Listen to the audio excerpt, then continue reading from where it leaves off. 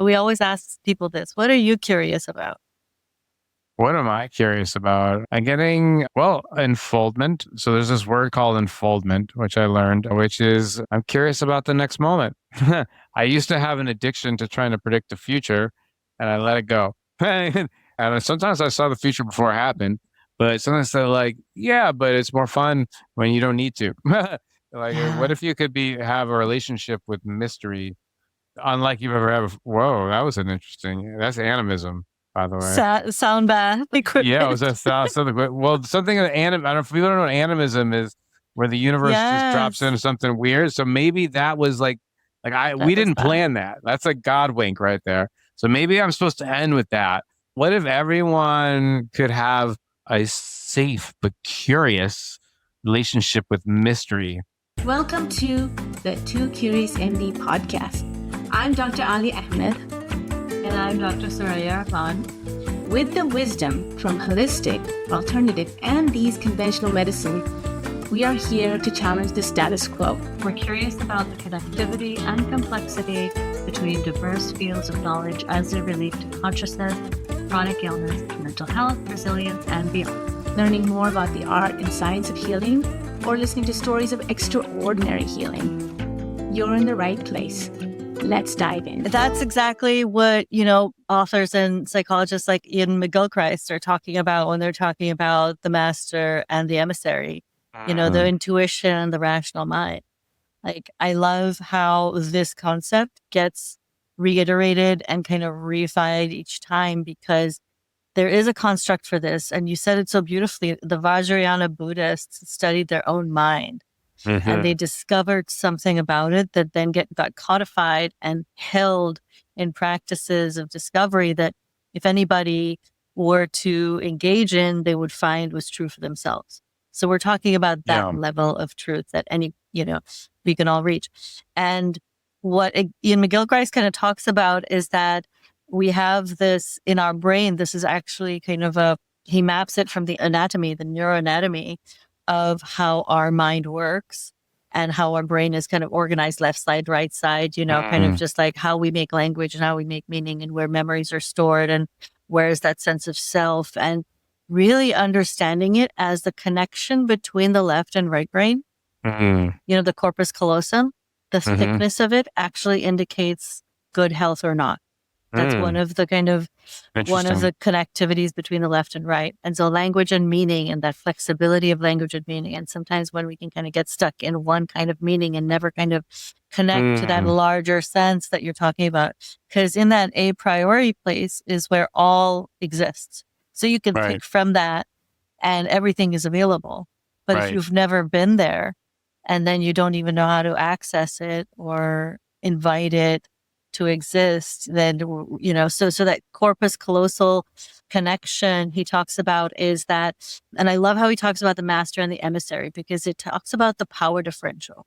So the master is that other space, which is that intuition or that larger sense of that place. And then the rational mind, the material, the one that goes out every day into the world and learns things and programs and, does everything, has a model of the world that needs to come back and actually connect with that larger kind of universe of information, and also hear what fits, what doesn't, what feels true, what is true. Like you just, mentioned, like there's some things you're just like, okay, this is trash. You've got to have that discrimination. But then there's those gems that you pick out. And I love how you mentioned that there were a few gems that rose for you to the surface. Can you describe what those may be, or what are for you, or may have evolved over time? Okay, yes. In which dimension did you want me to cover that into? The dimension of... I mean, I could give you some categories. I know, right? I mean, do you want me to talk about shadow stuff, or is like shadow individual, shadow collective, or even human flourishing tools for us to move forward? I mean, I could take it in a lot of different directions. This is what I love about these conversations is, and you had mentioned a road through that was really important, which I think because we're talking about discrimination and we're talking about this master and emissary and the mystical versus the material. I think that also maps onto this, you know? Yeah. And you would talk about how it helped you just deconstruct the material and the mystical and why that's important for the work you're doing now, but also to the greater collective. How does that sound for landing it in? I'm getting to my intuition has got three things that has not told me that I'm just going to go through them. They're just going to come to me. The first one is about our relationship to the word magic. Okay. Magic. First off, I'm going to bring three subtle distinctions to magic. First off, nobody knows how anything exists. Okay. There's only theories. Nobody knows how to get out of the chicken and the egg problem. I don't think you can solve it. Right. So there's like whatever version of existence we have, it's default. I describe it as magic because I can't come up with a better way. So that's magic number one, is magic's the only thing that's real from my opinion. Now, in a grounded sense, I have discovered cause and effect is also real. And it turns out magic for me is just also is like things that like, I don't know how that happened. It's my language, but how that happened yet. But I discover I'm interested. My mind's interested. Like, oh, I wonder if something else is going on. So when I started looking and opening up to my mind into different ideas, like a deeper metaphysics, something opened up for me that like a lot of the things that the mystics were doing, and as I understood psychology, deep energy, and deep esoteric wisdom, I started to say like, oh, I think I could see how these things come together and I could actually describe it. So practical magic, to me, I actually had to go back two things. One I want to talk about, I have some I feel very confident about my formula for human flourishing that I think just hangs by itself. And I have some stories about what I think happened in metaphysics, like how life actually unfolded, that support my theory of human flourishing that in itself are a little bit harder to prove, but I think makes sense. So let me just tell that story really quickly, because I think that like somehow the universe wants to know what existence is. It's the only thing that makes any sense to me. So after I gave up on like how can anything exist, some part of me is like, well, now that you've got some closure on that, it's magic. Well, is there a question being asked? And I'm like, I don't know. The first question has got to be like, what is existence? Because I don't know how you ask another question. So you taste it. So it's got to taste it. So then I'm like, I don't know. I'll go to the Bible. Maybe they got the first step right. Let there be light. So turns out I can make that work in the Buddhist view and in the Christian view at the same time, or the Western. Let there be light. The Buddhist, I think the final destination would say everything's like a mirror like awareness. So God's looking in a mirror and he sees his light. And then here's the thing is he's a consciousness. So he sees the light and he's already having reactions to it. It's telling you that in the beginning, there was just a mirror that had perspectives. And then as soon as it has one perspective, then it has another perspective. That's all you need to create all of existence. Once you have that mind can then make choices. You know, and doesn't it say in the Bible, like I made you in like the same way I made me in my image? Well, what is that image? It's consciousness.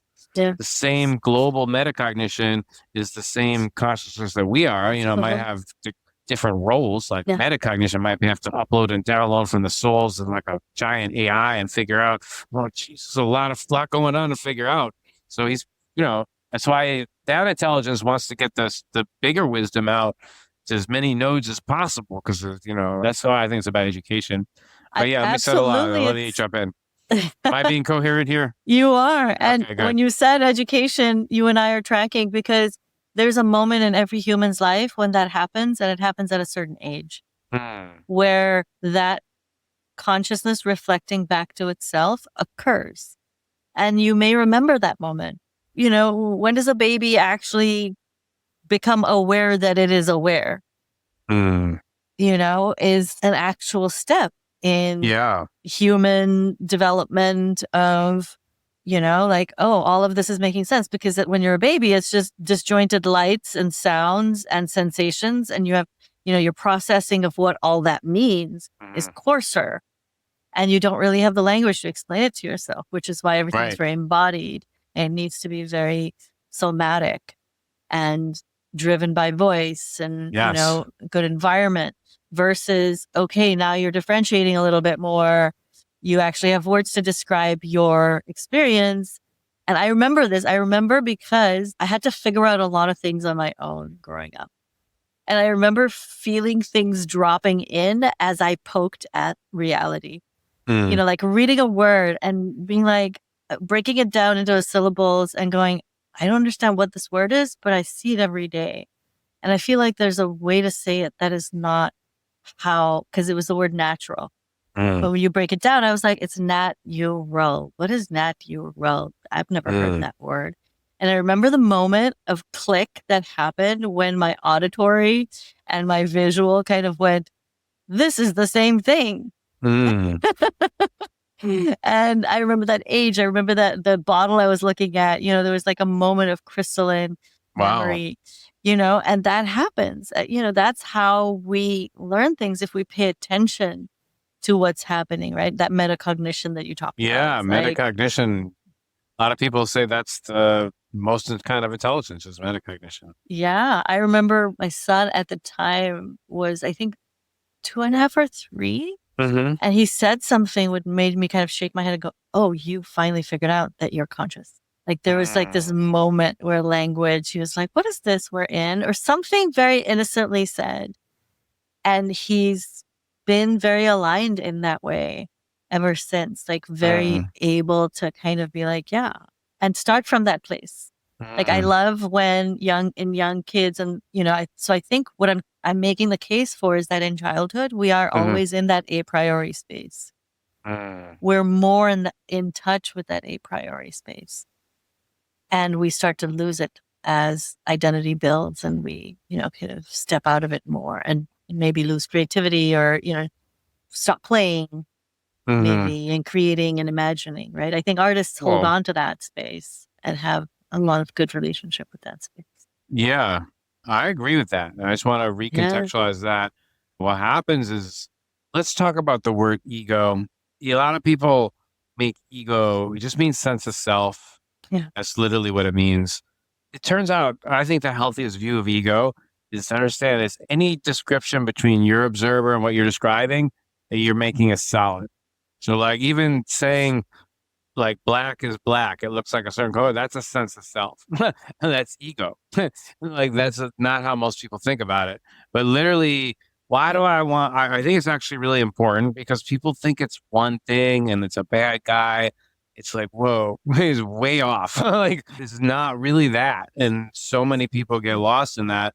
And it obfuscates their ability to see what's really going on. You really have to make big change. And this is about really supporting. I really want to support the field because I've been immersed in transformation my whole life. Both from a study, through my own, through clients, all kind of professions, all I study. Literally, you really want to notice the very details of your habits. And like, you're not here to make them all bad or wrong. You're here to notice the subtle habit loops, habits of mind. A certain sense comes in, you interpret it, and you automatically go here. Which is the loops, those feedback loops that are getting in your way? And which new feedback loops do you need to create to move towards your dream? That's the game you want to play. It's not some big curse or meta narrative. It's like blah, blah, whatever. Cause it's never any of that. It really just comes down to what patterns are you replaying? It can be like, have depth to it. Like it might be lodged pretty deep because trauma's goes into lots of things. So I'm not going to say everyone can snap their fingers and get rid of something fast. However, this is universally true. Everyone, no matter whether it's a short one or a big one, is to get into the details. The more specific you can describe at the more layers of all of your mind, body, soul, spirit, intuition, like how it plays out in the details, and then get clear on where you want to go and which habit loops do you need to get rid of, which ones you got to combine. Like that's where the rubber meets the road. And I'm really nerdy and geeky about how to deconstruct that. And my vision, I've committed to this with all my thing, is to work with other people and just up level each other. Maybe even create an AI and get some best practices. But my intuition is there's a lot of people have different ways of doing it. And some people, like, I think I've discovered some cool stuff, but I know other people who've also done cool stuff. I know enough to know I have something to offer, but I'm also humble enough. I'm here to learn. So how do we create like a teamwork? I'm excited about having a teamwork. This is what we do we come back to measurement. I want to work with people who have enough self-esteem. It's like, okay, and like enough humility is like, great, we'll find out. We might find out that we're best in the world with a certain demographic where we suck with these other people. I don't know what's going to happen, but just by creating more sharing of measurement and doing and working as a team, we can all up-level each other if we can create a community of safety and trustful processes. So that excites me, because I think that can really, you get that organization right, and with the right core leadership and right measurement protocols, it can really create a supportive system, especially as people are starting to bring things together. Like, we're bringing in state training and East and Western and integrated medicine with Western medicine. I think that none of them are bad. I think they all have something to offer each other, but we got to create a space where people can hear each other and measure. Love that. Yeah. I love that. I love that. You have just described kind of in a nugget what ketamine therapy is. And it's just kind of traveled through all of it, because you started with the ego. It's like, okay, what is the ego? It's the construction of what we call actually corresponds to the default mode network in the brain. Yes. And that's that's the network that gets kind of, destabilized, or, people say it gets quiet and it actually kind of goes offline a little bit. All those things are true. And the sense of self dissolving, or that ego death that people talk about in that psychedelic experience, and how that mystical experience, that stepping into just kind of feeling that happen at least once, feeling it loosen, is a learning experience for the brain, right? For the brain. Yeah. And then you're talking about, okay, what do we do now that we've kind of crossed that threshold and we've entered into this new state of neuroplasticity? Because that's when the brain gets into neuroplasticity, because all of a sudden the signal has been sent to the entire being that says something new is afoot. There is new energy here to drive, and now there's availability. With ketamine, it's 2 days. With mushrooms, it's a week. With LSD, it's a couple of weeks. With ibogaine, it's actually 2 to 3 months. And we're talking about this state that we can hold the brain in, so that we can, just kind of accelerate this transformational process. Because there's, the pace at which it goes, if you're doing it for, kind of biohacking and kind of improvement and leadership, but there's a pace at which it needs to go when you have treatment-resistant depression, OCD, because those are also disorders of an overactive default mode network. So, what you're talking about with the peeling away of the different layers of the default mode network, that is an entire, like you're saying, it's a network of meaning. Yes. And so in transformation, how do you move through those shifts in ways that don't tax the system, create stress, create trauma, instead of actually heal trauma, right? So there's that also, that gentleness, I feel, and just the care given to like, oh, this is important to pay attention to. Yeah, I really love ketamine. It's a really powerful disassociate, and it can take you to the state that meditators go there. I'm actually a fan of both as the fastest path, because one, like, people learn through repetition and logic, but also they learn through extreme experiences.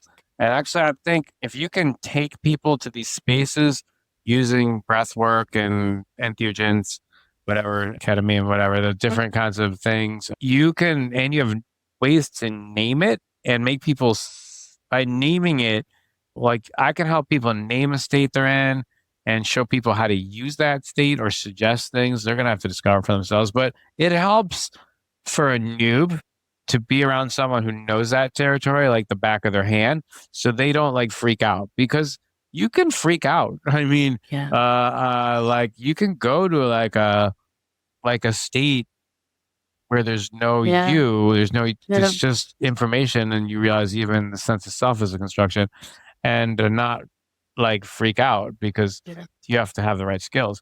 But that actually is kind of like a really calm space where you let more of this free energy come in. You have to learn to trust this free energy. it's because your sense of safety is not built around it. It's actually built to avoid some things you're afraid of, right? And so you actually, for those who want to take the journey to its furthest place, it's about a relationship between your current safety parts, which you're going to have to get to know really intimately. I recommend the book, The 5 Personality Patterns by Stephen Kessler is really good. Enneagram's really good. Yep. But there's some archetypes that really help you get there faster. And you gotta know those parts, and you gotta know this deeper sense of self, and they gotta work together. And this part also have to, like, where are you going in life? What are you doing? Because where you want to go people might think, oh, enlightenment's always the same. There's some things that I think are similar, like becoming the space, because you want to be in a sense of self that's bigger than just you. A lot of people's like sense of self's in their head, and they're just thinking, how can I do good for me? How can I avoid my biggest fears unconsciously? They don't even know it. They're not even in control of most of the things. Most people are just trying to avoid things. This is where I want to come back to. This is where I want to go before, because this is about magic and laws. So I believe that if your primarily a goal is to know existence, I want your feedback on this. Then as a kid, when you decide, like, I don't know, I don't want to be with shame at level 9 and I'm going to build a leave-in pattern so I avoid it. Are you doing God's work? I mean, you're yes and no, because you're kind of skipping something, but also you wanted to know that you skip something, right? That's part of being alive. So I think it's both. But I actually think this understanding that we're here to know things, and, oh, geez, we skipped something. Maybe we have to go back, because once you go back and integrate that thing, and you become whole again. So there's all these things that we didn't integrate as kids or past lives or whatever. Like, why did things go down like that? And some part of us is still stuck there. And when we actually bring this higher energy, this better discernment plus more energy, we can integrate all that stuff, and then we can return to now and be more effective in the now. So I think there's this we talked about skills of getting whole. So getting whole, to me, has 3 primary vector zones. One is like, how do we get whole with stuff that's happened to us personally and resolve traumas and anything that overwhelmed us? Doesn't make sense yet. How do we make sense of how life is organized? Why is it like this? Why did Hitler have to come? Like people, stuff like that, puzzle people. I don't know why God made these choices. Why does he give some kids cancer? I just can't get over it. You know what I mean? But like, everyone's got their stuff, right? And then, like, how do we get along with each other? So what if all 3 of those could be resolved through more intelligence, use of energy, intelligence, to have, like, these are known things. I mean, I already know how to do all of that. And even if I don't, I know other people who know stuff. Like, I don't know. I mean, I don't feel like, because then we get everyone's energy returning to presence with really good conflict resolution skills. And then I believe the species will that's it. That's all we need is, we just need to resolve conflict better. So I don't feel like Stop it has fighting. to be. We just need to get better at dialogue. That's so true. I love how you get to the simple, pithy statement, because I think that's the activating part, but you distill it down. And what really came to me as you were talking was, Enneagram and 5 personalities, like how this unfolded for me was, I was going through burnout and a divorce, and I decided to do a master's in medical education, where that includes some leadership training. And there's this one semester in which I got to kind of do my kind of know my archetype, get to know myself, really just kind of with my colleagues, with Nice. Kind of a sense of like, who am I as a teacher? What's my teacher identity? And it was done in such a wonderful way. And it really unlocked something. It really brought along kind of like a peace. It's like, this is how I've careened my way across the globe and landed up here. It can seem very disorganized and very haphazard when you think of migration and, trauma and this and that. It's like the story can get real dark. And then I find myself kind of on the redemptive end of that story going, I'm exactly where I'm supposed to be. Nice. Because all of these things have unfolded, and there's no way I could have predicted it. But there's no doubt in my mind that I followed that intuition each time. And even through my mistakes, like, you said, like you're holistic, like own your mistakes. It's like, I made them. Yeah. they're there for a reason. I that was a hard won lesson. Don't you take that mistake away from me, Yeah. That's also, what I want people to like really get real loose with judgment. Because I feel Yes. like so much of what we do in ketamine therapy is like we hear that judgy voice and we're like, I'm not that voice. Whose voice is that? When did that Yeah. internalize? And as kids, we A internalize the lack of voices, self-compassion. right? And that breeds a lack of self-compassion because that inner judge voice may have been the voice that kept you safe, the voice that was, voice of somebody who loved you, but maybe, the words were harsh and just the things, like you're saying, like the things we carry that we don't need to anymore because we're here Yeah. now and there's none of that. So as you're kind of going forward, I feel like, yes, we've built up a lot, but you slow it down, you bring it to the kind of like the pithy takeaway. So Jonathan Mozenter, as we're kind of heading into the end of our conversation, what are you curious about? We always ask people this. What are you curious about? What am I curious about? I'm getting, unfoldment. So there's this word called unfoldment, which I learned, which is I'm curious about the next moment. I used to have an addiction to trying to predict the future and I let it go. And sometimes I saw the future before it happened, but sometimes they're like, yeah, but it's more fun when you don't need to. What if you could have a relationship with mystery unlike you've ever had before? Whoa, that was that's animism, by the way. Sound bath equipment. Yeah, it was something. Well, something of I don't know if people don't know what animism is, where the universe just drops into something weird. So maybe that was we didn't plan that. That's a God wink right there. So maybe I'm supposed to end with that. What if everyone could have a safe but curious relationship with mystery? And what would that change if we went from anxiety to safe, loving of mystery? And I have some ideas on how I get there, but I don't know of which ones will work. So here's the other thing is I am super passionate about everything I talked about. And I'm in a new phase of life where I'm looking for all kinds of new people, collaborators, new students. I'm here in LA. Soraya and I were talking about like people who are in the healing space who want to do it very safely. But I think there's some patterns to be revealed around conflict resolutions. So I'm open.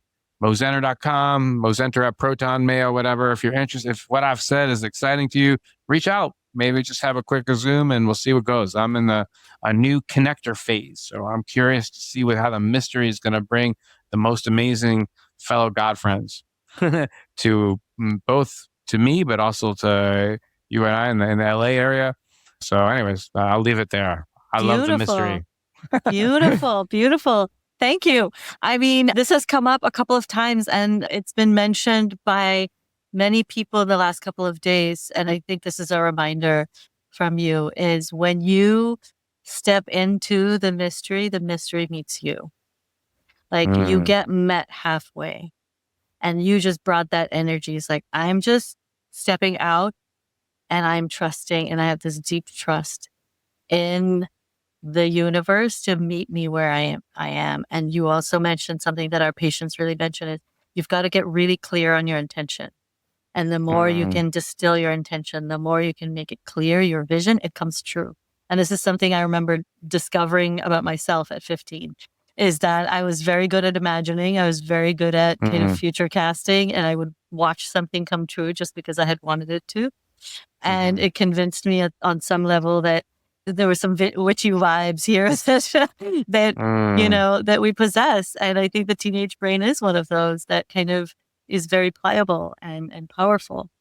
And sometimes we discover those things in that time. So I'm curious to have this conversation in person and in group and in Los Angeles. I think we are very excited to be in the midst of a lot of intersections of the creative communities and the science communities and the arts community and, and the healthcare community, the healer space. And I think that's what's really coming to me is, if the universe is listening to our podcast today. Yeah. I love what you just said. And I guess there was a project, something where we both went to where we maybe met or we had this lamps thing. And I worked with them to create the marketing. It was interesting. I think we came up with 7 distinct groups. And I think you named them all, which is fascinating because we didn't talk about it. But like with LA, we were at this intersection of like healers, like researchers, people who are into the creative, like film, music, animation, sound, psychedelic research. So it's like a lot's happening here. But I believe the arts are a big part of this transformation. I think there's a logical skill thing, but I think we also need a new culture that co-arises with it. So I'm excited for all those communities to come together and play together. Absolutely. Here we go. Yeah. And with that fire horse energy, thank you so much, Jonathan, for this wonderful conversation. We did it. We landed it. Thank you. It was perfect. All right. Thanks for joining us on the Too Curious MD podcast. We hope today's episode inspired you to ask new questions and explore fresh perspectives. We challenge you to ask us those unasked questions that you're curious about in your medical practice, condition, health, and wellness. If you enjoyed the podcast, don't forget to subscribe, share it with somebody just as curious, and leave us a review. It helps us keep the curiosity alive. Post or comment with a question or curious inquiry that you have and seek to explore or learn with us. Stay curious, and we'll see you next time.